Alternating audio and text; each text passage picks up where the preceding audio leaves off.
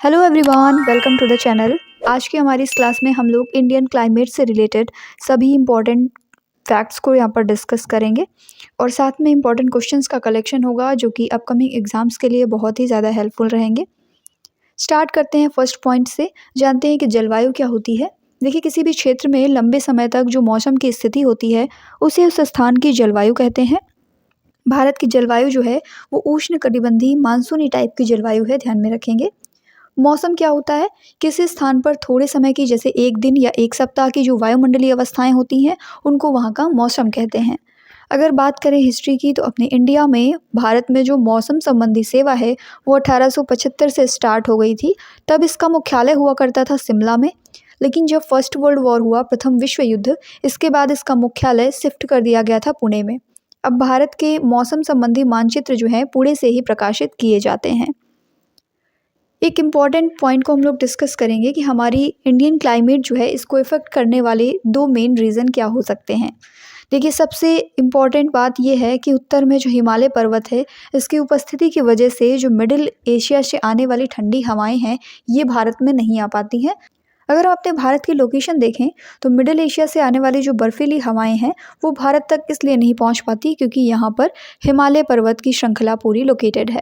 और अगर हम लोग देखें भारतीय प्रायद्वीप को, तो यहाँ पर हिंद महासागर की उपस्थिति है, साथ में भूमध्य रेखा के काफ़ी करीब हैं। जब हम लोग अंडमान और निकोबार को डिस्कस करते हैं तो ये 10 डिग्री चैनल से सेपरेट होते हैं। इस तरीके से 9, 8, 7, 6 इस तरीके से यहाँ पर जो 0 डिग्री इक्वेटर लाइन है ये हमारी भूमध्य रेखा है, इससे काफ़ी समीपता है भारत की। इस वजह से यहाँ की जलवायु अपने आदर्श स्वरूप में पाई जाती है। दो चीज़ें इंपॉर्टेंट हैं, एक तो हिमालय पर्वत की उपस्थिति, दूसरा हिंद महासागर और भूमध्य रेखा से समीपता। भारत की अगर ऋतुओं की बात करें तो यहाँ पर मेनली 4 ऋतुएं पाई जाती हैं: शीत ऋतु, ग्रीष्म ऋतु, वर्षा ऋतु और शरद ऋतु। अब हम लोग एक इम्पॉर्टेंट वर्गीकरण को डिस्कस करेंगे, कोपेन का वर्गीकरण, जो कि दिया था जर्मन वनस्पति शास्त्री और जलवायु विज्ञानी व्लादिमीर कोपेन ने। 1884 में इन्होंने ये क्लासिफिकेशन डिस्क्राइब किया था। ये दुनिया में जलवायु को वर्गीकृत करने के लिए सबसे ज़्यादा इस्तेमाल की जाने वाली प्रणाली है। कोपेन की जलवायु वर्गीकरण प्रणाली जो है इसमें जो जलवायु के प्रकार हैं उनको बड़े अक्षरों से दिखाया गया है: ABCDE और H। ठीक है, इस वर्गीकरण प्रणाली में जो शुष्कता के मौसम है उनको छोटे अक्षरों से निरूपित किया गया है। कौन कौन से छोटे अक्षर हैं? F है, M है और W है और S है। और अगर बात करें कि इनकी जो तापमान की गंभीरता है उसको हम लोग ABCD से दर्शाते हैं। F की अगर बात करें तो ये शो करता है कि कोई भी शुष्क मौसम नहीं है। M जो है मानसूनी जलवायु को इंगित करता है। W जो है ये सर्दियों के शुष्क मौसम का संकेत देता है। साथ में S जो है ये गर्मी के शुष्क मौसम का संकेत देता है। तो इसके अकॉर्डिंग हम समझ पाएंगे कि कहाँ पर कौन सी जलवायु है। जैसे आप ये CWG टाइप की जलवायु देख सकते हैं, ये शुष्क शीत ऋतु की मानसूनी जलवायु है। इस पूरे एरिया में CWG टाइप की जलवायु पाई जाती है। दूसरा आप AW देख सकते हैं, उष्णकटिबंधीय सवाना जलवायु। DFC जो है लघु ग्रीष्मकाल युक्त शीत आर्द्र जलवायु। AMW है इसी तरीके से, BSHW है स्टेपी प्रकार की जलवायु। AS जो है ये शुष्क ग्रीष्म ऋतु वाली मानसूनी जलवायु है। यहाँ पर E जो है ये ध्रुवों के लिए होता है, तो ध्रुवीय तुल्य जलवायु यहाँ पर उपस्थित है। कोपेन का जो जलवायु वर्गीकरण है उसके मुताबिक अगर भारत की जलवायु की बात करें तो जो AF है वो उष्णकटिबंधीय आर्द्र टाइप की जलवायु है। उष्णकटिबंधीय सवाना की जलवायु के लिए AW यूज़ किया जाता है। शुष्क जलवायु के लिए BWH और BWK। अर्ध शुष्क के लिए BSH और BSK। गर्मियों की अर्ध शुष्क जलवायु है और BSK जो है वो सर्दियों की अर्ध शुष्क जलवायु है। उपोष्णकटिबंधीय आर्द्र CWA CWB। पर्वतीय जलवायु के लिए CWB CWC। उष्णकटिबंधीय मानसून वर्षावन जो है इनके लिए AMW यूज़ होता है। साथ में उपोष्णकटिबंधीय मानसूनी वर्षावन AM। शुष्क सर्दियों के साथ आर्द्र उपोष्णकटिबंधीय जलवायु के लिए CWG यूज होता है, जो कि सबसे ज़्यादा अपने देश में देखने को मिलता है। अब क्योंकि हम जानते हैं कि हमारा जो इंडियन पेनिनसुला है उसका शेप कुछ इस तरीके से है, तो इसकी प्रायद्वीपीय आकृति की वजह से दक्षिण पश्चिम मानसून जो है वो 2 शाखाओं में विभाजित हो जाता है। एक तो इसकी अरब सागर वाली शाखा और दूसरी है बंगाल की खाड़ी वाली शाखा। अरब सागर की शाखा में आप देख सकते हैं हिंद महासागर का ये जो अरब सागर वाला पार्ट है, इधर बंगाल की खाड़ी है, इधर अरब सागर है। तो अरेबियन सी से उठने वाली जो हवाएं हैं, मानसूनी हवाएं हैं, वो हमारे भारत में डिफरेंट समय पर अलग अलग तिथियों में मानसून को पहुंचाती हैं और यहाँ पर अच्छी खासी बारिश हो जाती है। बंगाल की खाड़ी की शाखा भी आप देख सकते हैं, इस तरीके से यहाँ पर रेनफॉल कराती है। अब हम लोग इंडियन क्लाइमेट से रिलेटेड कुछ इंपॉर्टेंट फैक्ट्स को डिस्कस करेंगे। जैसे उत्तरी भारत के जो मैदानी भाग हैं वहाँ पर ठंडियों में बारिश होती है। इसका रीज़न है पश्चिमी विक्षोभ या फिर इसे जेट स्ट्रीम कहते हैं। राजस्थान में इस वर्षा को मावट कहा जाता है। ये क्वेश्चन कई बार पूछा गया है कि उत्तर भारत के जो मैदानी भाग हैं उनमें शीत ऋतु में वर्षा किस वजह से होती है। तो पश्चिमी विक्षोभ या फिर इसे वेस्टर्न डिस्टर्बेंस कहा जाता है, या जेट स्ट्रीम भी आ सकता है। तो ये टर्मिनोलॉजी ज़रूर ध्यान में रखेंगे। हमारा जो भारत है उसका जो उत्तरी भारत का मैदान है, ये वाला पूरा एरिया, पंजाब हरियाणा यूपी वाला क्षेत्र, कुछ राजस्थान का क्षेत्र भी आता है इसमें जो बारिश होती है ठंडियों में वो पश्चिमी विक्षोभ की वजह से होती है। यहाँ पर जो मेडिटेरेनियन सी लोकेटेड है, भूमध्य सागर, वहाँ से उठने वाली जो हवाएं हैं, जो जेट स्ट्रीम आती है, उसकी एक शाखा हिमालय पर्वत के उस पार से निकल जाती है और एक शाखा जो है हमारे उत्तर भारत में सर्दियों में बारिश कराती है। ठीक है, आगे बढ़ेंगे। जाड़े के दिनों में यानी जनवरी फरवरी के महीने में तमिलनाडु के तटों पर, या जिसे कोरोमंडल तट कहते हैं, हमारा जो पेनिनसुलर इंडिया है, यहाँ पर जो तमिलनाडु का तट है इसे कोरोमंडल तट कहा जाता है। तो यहाँ पर जो वर्षा होती है वो लौटते हुए मानसून से या फिर उत्तर पूर्वी मानसून की वजह से होती है। ग्रीष्म ऋतु में असम एवं पश्चिम बंगाल राज्यों में तीव्र आर्द्र हवाएं चलती हैं जिनसे गरज के साथ बारिश हो जाती है। इन हवाओं को पूर्वी भारत में नॉर्वेस्टर कहा जाता है। ये क्वेश्चन भी आया हुआ है प्रीवियसली। पूर्वी भारत में इन हवाओं को क्या कहते हैं? नॉर्वेस्टर। और बंगाल में इनको कहा जाता है कालवैशाखी। कर्नाटक में इन्हें चेरी ब्लॉसम कहते हैं या फिर कॉफ़ी वर्षा कहते हैं, क्योंकि कॉफ़ी की कृषि के लिए ये बहुत ही ज़्यादा लाभदायक होती है, इसलिए इनको कॉफ़ी वर्षा कहा जाता है कर्नाटक में चेरी ब्लॉसम। आम की फसल के लिए लाभदायक होने की वजह से दक्षिण भारत में स्पेशली केरल में इन्हें आम्र वर्षा या फिर मैंगो शॉवर कहते हैं। उत्तर पश्चिम में भारत के जो शुष्क भाग हैं वहाँ पर गर्मियों में जो गर्म और शुष्क हवाएं चलती हैं उनको लू कहा जाता है। इंडिया के डिफरेंट प्लेस में डिफरेंट तरीके से ये हवाएं चलती है। काल बैशाखी और मैंगो शावर, एलिफेंटा, अलग अलग जगह पर, और लू, इस तरीके से अलग अलग जगहों पर अलग अलग तरीके की हवाएं यहाँ पर चलती हैं। तो कुछ लोकल विंड्स को इसमें दिखाया गया है। साथ में आप देख सकते हैं इंडिया का एनुअल रेनफॉल, कहाँ पर कौन से लोकेशन में किस तरीके से बारिश होती है, आप यहाँ पर देख सकते हैं। रेनफॉल दिया गया है सेंटीमीटर में। मोर देन 400 का जो रीज़न है वो ब्लैक कलर से, डार्क ब्लैक कलर से दिखाया गया है। इसके अलावा में 300 to 400 का जो रीज़न है वो यहाँ पर बॉक्स में वाइट एंड ब्लैक से दिखाया गया है। फिर लाइनिंग में जो डार्क कलर की लाइनिंग से है वो दिखाया गया है 200 to 300 सेंटीमीटर की बारिश वाला रीज़न। फिर ये जो सेल टाइप के दिखाए गए हैं इनमें 100 to 200 सेंटीमीटर की बारिश है। इस तरीके से पूरा डिवीज़न आप देख सकते हैं एनुअल रेनफॉल का इंडिया में। नाउ अब हम लोग डिस्कस करेंगे मौसम के अनुसार वार्षिक वर्षा का वितरण। जितनी भी साल भर में बारिश होती है वो कौन से ड्यूरेशन में कितने % होती है, इसको डिस्कस करेंगे। दक्षिण पश्चिम मानसून जो आता है उसमें जून से सितंबर के महीने में 73.7% बारिश हो जाती है। परवर्ती मानसून काल में, जो कि अक्टूबर से दिसंबर के बीच का समय रहता है, इसमें 13.3% बारिश होती है। पूर्व मानसून काल जो होता है मार्च से मई का, यानी मानसून आने के जस्ट पहले, इसमें 10% बारिश हमें देखने को मिलती है। फिर उसके बाद में शीत ऋतु या फिर उत्तर पूर्वी मानसून इसको कहते हैं। इसी में तमिलनाडु का जो कोरोमंडल तट है वहाँ पर बारिश होती है। शीत ऋतु में होने वाली बारिश जैसे कि जो जेट स्ट्रीम से होती है या फिर पश्चिमी विक्षोभ से भारत के उत्तरी मैदानों में जनवरी फरवरी में होने वाली बारिश, ये 2.6% होती है टोटल वार्षिक वर्षा का। ठीक है, तो ये पूरा यहाँ पर क्लासिफिकेशन है कि किस तरीके से कौन से ड्यूरेशन में कितने % बारिश हमें देखने को मिलती है। एक बहुत ही इम्पॉर्टेंट पॉइंट, राजस्थान में बारिश न होने का रीज़न क्या है? तो देखिए इसके 2-3 मेन रीज़न हैं। पहला रीज़न ये है कि हमारे जो राजस्थान है उसमें जो अरावली पर्वत पड़ता है उसकी पूरी श्रेणी जो है वो मानसून पवन प्रवाह की दिशा के समानांतर स्थित है। आइए समझते हैं कि ये किस तरीके से इफेक्ट करता है। अगर आप भारत का मैप यहाँ पर देख पा रहे हैं तो इसमें कुछ पर्वत श्रृंखलाएं दिखाई गई हैं। पहला ये जो बड़ी सी रेंज है ये हिमालयन रेंज है। दूसरी नॉर्थ ईस्ट में आप देख सकते हैं गारो खासी की पहाड़ियाँ दिखाई गई हैं, साथ में जयंतिया की पहाड़ियाँ भी हैं मेघालय में। इधर ईस्टर्न घाट हैं, ये हमारे वेस्टर्न घाट हैं। इसके अलावा में आप देख सकते हैं ये विंध्य और सतपुड़ा रेंज भी यहाँ पर दिखाई गई हैं मिडिल इंडिया में।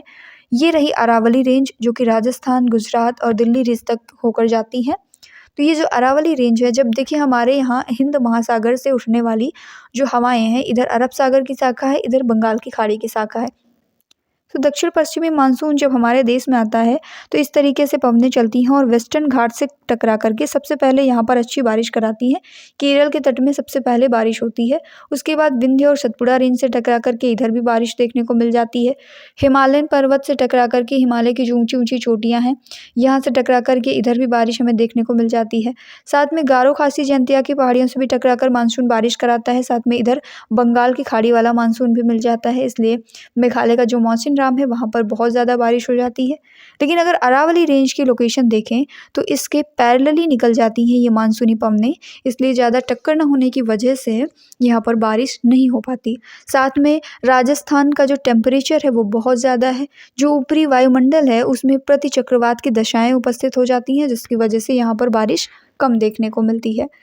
लो एयर प्रेशर हो जाता है, जिसकी वजह से जो उत्तर पश्चिम से गर्म और शुष्क हवाएं आती हैं, ये रेनफॉल के डिफरेंट सिचुएशन क्रिएट करती हैं, इसलिए यहाँ पर रेनफॉल हमें बहुत कम देखने को मिलता है। एक बहुत इंपॉर्टेंट टर्मिनोलॉजी है एल नीनो, जो कि हमारे इंडियन क्लाइमेट को इफेक्ट करता है। आइए समझते हैं कि एल नीनो क्या होता है। एल नीनो जो है ये पूर्वी प्रशांत महासागर में गर्म पानी बनने की घटना है। ये एक प्राकृतिक जलवायु पैटर्न है। एल नीनो की वजह से बारिश के तूफान आते हैं और दुनिया भर में ये मौसम को इफेक्ट करता है। बट बारिश के तूफान किधर आते हैं और किधर सूखा पड़ता है, ये चीज़ें हम लोग डिस्कस करते हैं कि एल नीनो का भारत पर क्या असर पड़ता है। एल नीनो की वजह से हमारा जो मानसून है वो कमज़ोर हो जाता है और बारिश कम होती है। एल नीनो की वजह से गर्मियों में बहुत ज़्यादा गर्मी पड़ती है और हमारे देश में सूखा पड़ जाता है। जबकि ला नीना जो होता है इसके अपोजिट होता है, उसमें जो भूमध्य रेखीय प्रशांत क्षेत्र है उसमें असामान्य रूप से ठंडे महासागर तापमान की विशेषता हो जाती है। तो ला नीना इसका अपोजिट है। एल नीनो क्या होता है आइए जानते हैं। इस इमेज से हम लोग समझते हैं कि नॉर्मल ईयर और एल नीनो ईयर में क्या डिफरेंस है। अगर हम इक्वेटर लाइन को यहाँ पर ड्रॉ करें तो कुछ इस तरीके से इक्वेटर लाइन पास होती है। ये है इक्वेटर लाइन की सिचुएशन।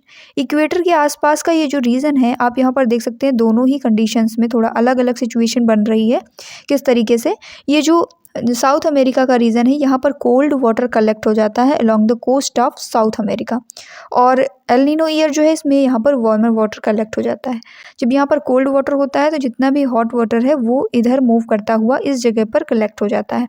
क्योंकि यहाँ पर हमारा हिंद महासागर यानी इंडियन ओशन है, जब गर्म पानी इकट्ठा हो जाता है तो उस कंडीशन पर काफ़ी ज़्यादा मात्रा में भाप बनती है, मानसूनी पवनें बनती हैं, एयर में ह्यूमिडिटी आती है और अच्छी रेनफॉल हमारे यहाँ पर देखने को मिल जाती है नॉर्मल ईयर में। जबकि इसके अपोजिट एल नीनो ईयर में यही हॉट वाटर जो है ये कलेक्ट हो जाता है along the coast of South America. इसकी वजह से हमारे यहाँ पर पानी गर्म नहीं हो पाता और गर्म ना होने की वजह से ह्यूमिडिटी नहीं आती है एयर में, इवेपोराइजेशन नहीं होता है, ह्यूमिडिटी कम आती है और इसकी वजह से बारिश कम देखने को मिलती है, यानी सूखे की कंडीशन यहाँ पर बन जाती है। तो ये बेसिक डिफरेंस है normal year and L Nino year में। एल नीनो जो है हमारे क्लाइमेट को काफ़ी ज़्यादा इफेक्ट करता है। जिस साल ऐसी कंडीशन देखने को मिलती है उस साल हमारे देश में सूखे की कंडीशन देखने को मिलती है, बारिश काफ़ी कम होती है। तो ये हमारे देश के क्लाइमेट को इफेक्ट करता है। अब हम लोग डिस्कस करेंगे कुछ इंपॉर्टेंट एमसीक्यूज़ को जो कि प्रीवियसली पूछे गए हैं और आगे आने वाले जितने भी एग्जाम्स हैं सभी के लिए बहुत ही ज़्यादा हेल्पफुल होने वाले हैं। पहला क्वेश्चन है हमारा, भारत के किस राज्य में आकाशीय बिजली युक्त तूफान के कारण होने वाली वर्षा को चेरी ब्लॉसम कहा जाता है। तो चेरी ब्लॉसम कहते हैं कर्नाटक में, या फिर कॉफ़ी शावर या फिर चेरी ब्लॉसम शावर, इन दोनों के नाम से जाना जाता है। बंगाल में इसे काल बैसाखी के नाम से जानते हैं और असम में बारदोशिला के नाम से जाना जाता है। कौन से राज्य में पहले दक्षिण पश्चिम मानसून से वर्षा होती है। तो सबसे पहले दक्षिण पश्चिम मानसून से केरला में बारिश होती है। हमने यहाँ पर देखा था इधर जो वेस्टर्न घाट हैं यहाँ से टकरा करके मानसून केरल में अच्छी बारिश करा देता है। उन राज्यों की पहचान करना है जो प्री मानसून बौछार यानी नॉर्वेस्टर या काल बैसाखी से संबंधित हैं। तो काल बैसाखी या नॉर्वेस्टर से संबंधित है पश्चिम बंगाल और Assam.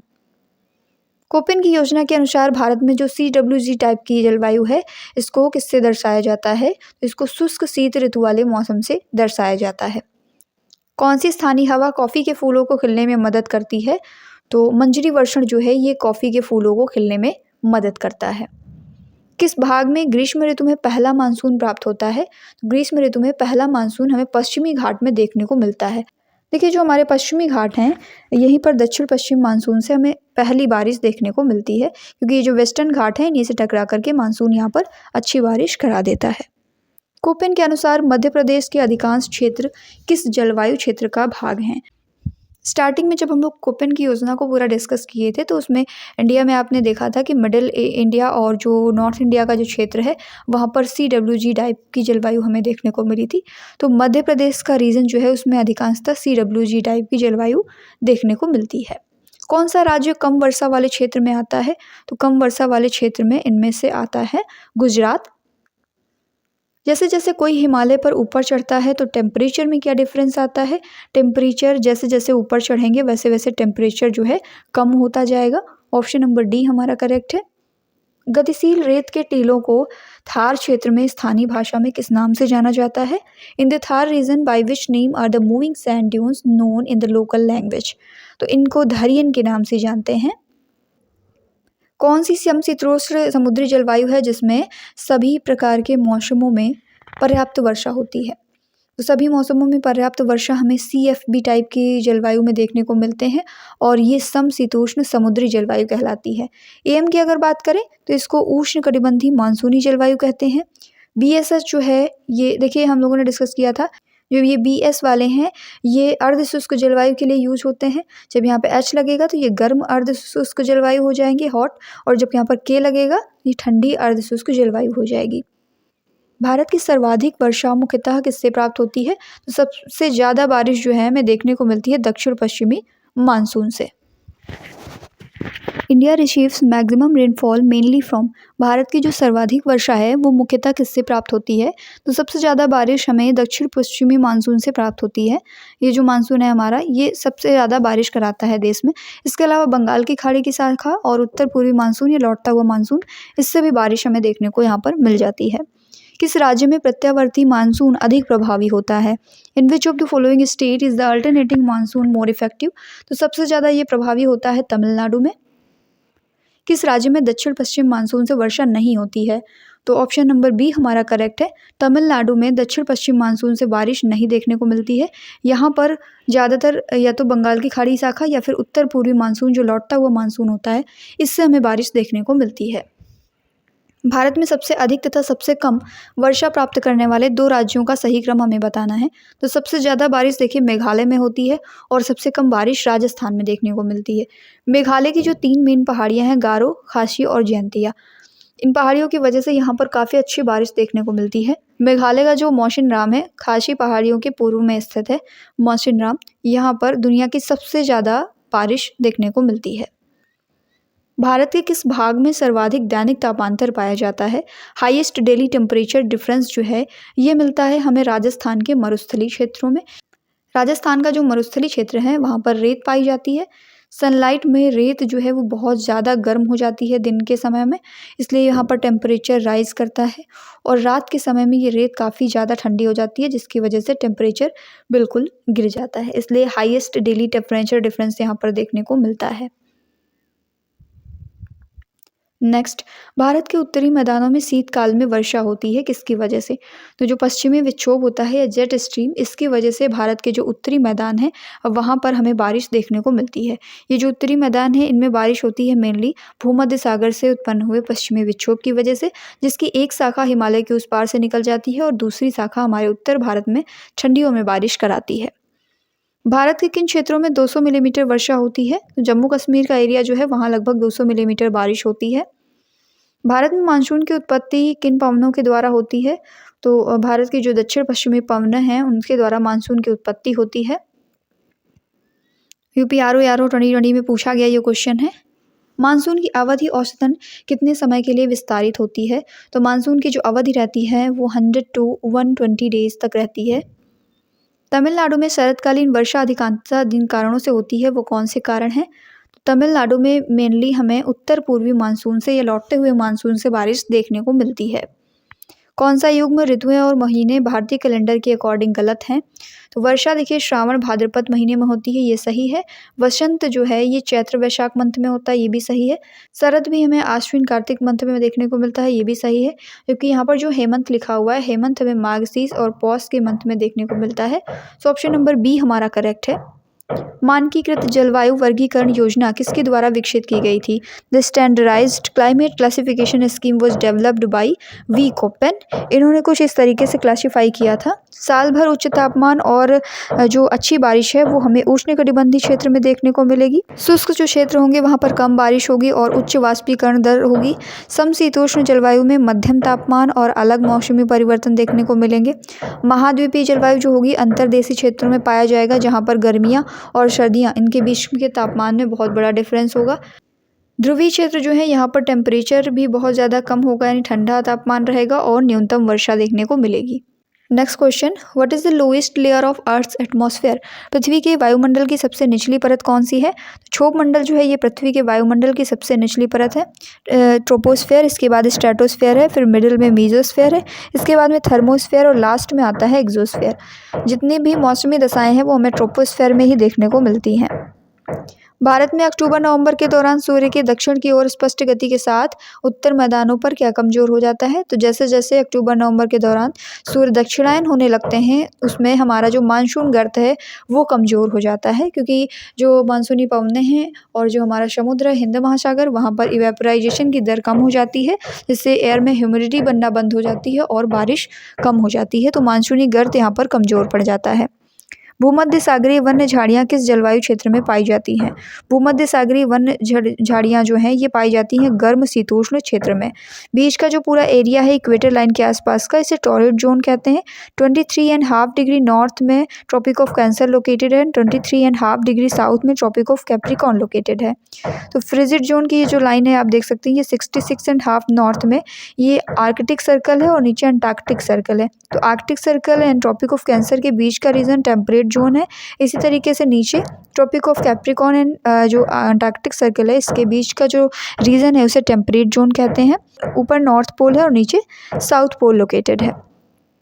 Due to the presence of which North India has mild winters as compare to Central Asia.